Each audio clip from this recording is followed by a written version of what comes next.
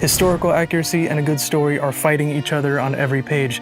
I'm not picking a side, I'm running the negotiation. So my new novella, Forge, is finally out, and wow, this was a challenge. It's only 126 pages, and yet it could easily be a 1,000-page epic, the amount of research and time that I put into this. So I wanted to get into the challenges of writing historical fiction.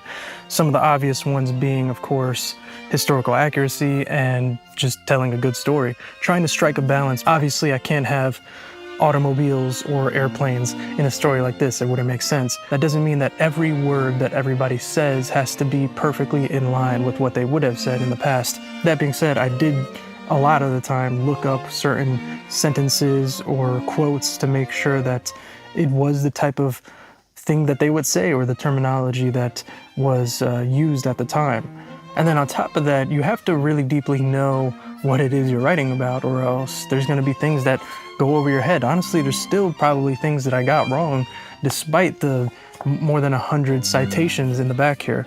But it is fiction at the end of the day, so as long as you're telling a good story, I think that people will forgive minor historical inaccuracies. Now, the historical record often doesn't tell you what a scene needs, but in the case of the American Revolution, I actually consider myself lucky because some of these battles, like the Battle of Monmouth, the Battle of Rhode Island, are already so interesting and have such rich drama between the characters that I didn't really need to branch away from that. I didn't really need to go the inaccurate route because it's already there.